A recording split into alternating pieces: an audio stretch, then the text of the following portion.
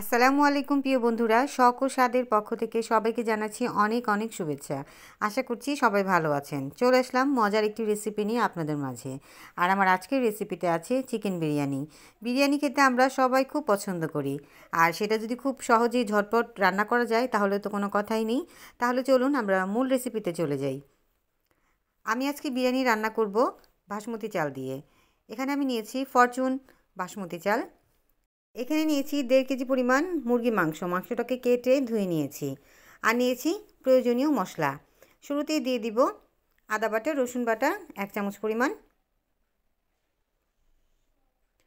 দিয়ে দিব গরম মশলা গুঁড়ো, আর দিয়ে দিব লাল মরিচের গুঁড়ো 1 চামচ পরিমাণ করে,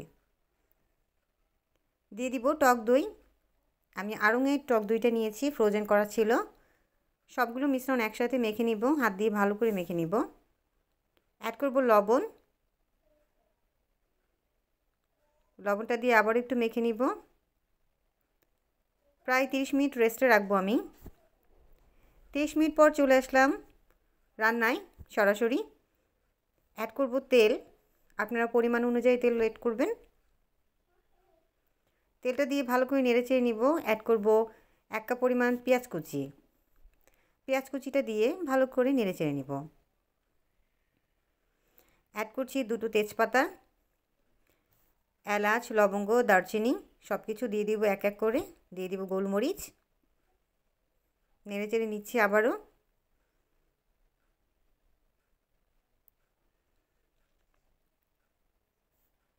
একটু নেড়েচেড়ে ঢাকনা দিয়ে ঢেকে দিব।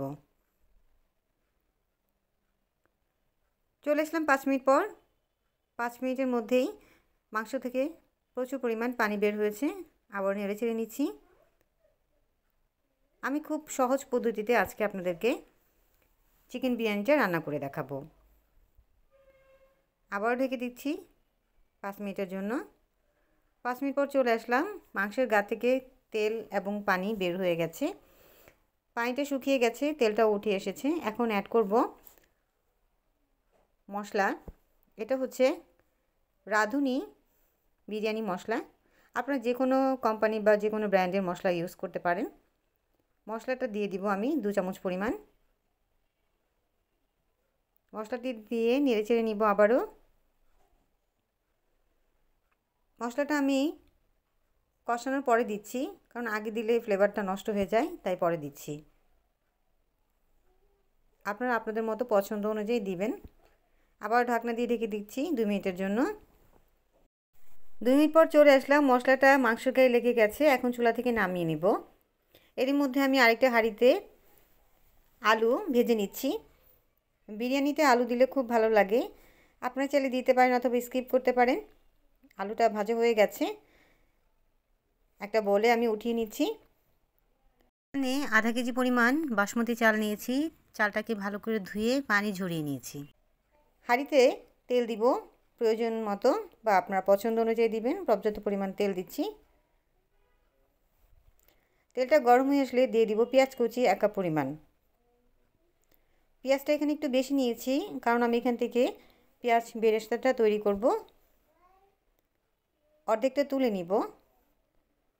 হালকা ব্রাউন কালার হয়ে গেলে আমি তুলে নিব। আমি তুলে নিচ্ছি কিছুটা পেঁয়াজ বেরেস্তা। অবশিষ্ট পেঁয়াজ বেরেস্তার মধ্যে আমি দিয়ে দিব আদা বাটা, রসুন বাটা। মশলাটা একটু কষিয়ে নিব। কষানো হয়ে গেলে আমি চালটা ছেড়ে দিব। চালটাকে আমি ভালো করে ধুয়ে পানি ঝরিয়ে রেখেছিলাম। একটু নেড়েচেড়ে নিব। ভালো করে নেড়েচেড়ে নিচ্ছি।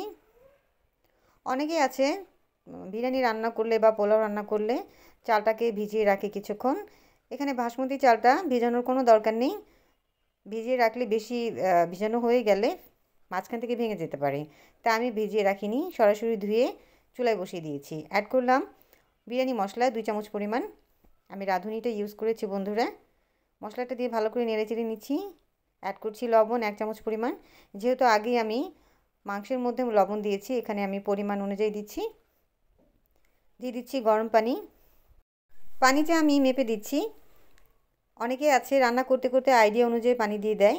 এখানে আমি আধা কেজি চালের মধ্যে 1 কেজি পরিমাণ পানি দিচ্ছি। পানিটা কম বেশি করে নেবেন। আর বাসমতি চালে পানিটা কম লাগে, খুব বেশি লাগে না, খুব তাড়াতাড়ি হয়ে যায়। নেড়েচেড়ে ঢাকনা দিয়ে ঢেকে দিচ্ছি। চলে আসলাম 5 মিনিট পর।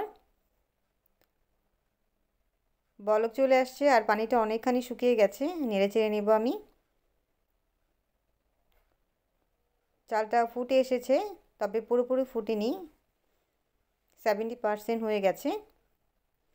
আমি একটা চাল আপনাদেরকে দেখাচ্ছি, পুরোপুরি ফুটেনি, অনেকটা বাকি আছে এখনও। এখন এই চালের মধ্যে অ্যাড করছি আলু, যে আলুগুলো আমি আগেই ভেজে রেখেছিলাম। আলুগুলো দিয়ে ভালো করে নেড়েচেড়ে নিব এবং ঢাকনা দিয়ে ঢেকে দিব।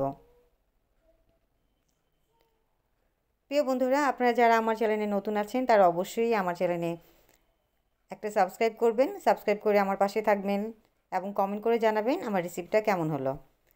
ঢাকনাটা খুলে আমি অ্যাড করব চিনি। এখানে আমি 1 চামচ পরিমাণ চিনি দিয়েছি। চিনিটা দিলে বিরিয়ানির স্বাদটা অনেকটা চেঞ্জ হয়ে যায় বা খেতে ভালো লাগে। এখন দিয়ে দিচ্ছি মুরগির মাংসগুলো, যেটা আগে রান্না করে রেখেছিলাম। মাংসটা দিয়ে ভালো করে নেড়েচেড়ে নিব। যে ঝোলগুলো ছিল সেটাও অ্যাড করে নিচ্ছি। দিয়ে দিচ্ছি 3-4টা কাঁচামরিচ, দিয়ে দিচ্ছি পেঁয়াজ বেরেস্তা যেটা তুলে রেখেছিলাম আগেই। ঢাকনা দিয়ে ঢেকে দিব 5 মিনিটের জন্য, দমে রাখবো। আমার চিকেন বিরিয়ানিটা একদম হয়ে গেছে। শেষ সময় আমি দিয়ে দিব ঘি। এখানে আমি 3 চামচ পরিমাণ ঘি অ্যাড করেছি। ঘিটা দিয়ে আমি ভালো করে মিক্স করে নিব, খুব বেশি নাড়াচাড়া করব না, দমে রাখবো 5 মিনিট, তারপর চুলা থেকে নামিয়ে নেব। বন্ধুরা, 5 মিনিট পর চুলা থেকে আমি বিরিয়ানিটা নামিয়ে নিলাম। এখানে আপনারা শেষ সময় জাফরান অথবা একটু জর্দা রং বা বাদাম কিশমিশ অ্যাড করতে পারেন, তাহলে খেতেও ভালো লাগবে, দেখতেও ভালো লাগবে। আমি একটা সার্ভিং ডিশে সার্ভ করে নিলাম। ডিয়ার ভিউয়ার্স, আমার আজকের রেসিপিটা যদি আপনাদের ভালো লাগে তাহলে অবশ্যই আমার চ্যানেলে like, comment, share and subscribe করবেন। পরবর্তীতে নতুন আরেকটা রেসিপি নিয়ে আবার হাজির হব। ততক্ষণ পর্যন্ত ভালো থাকবেন। আল্লাহ হাফেজ।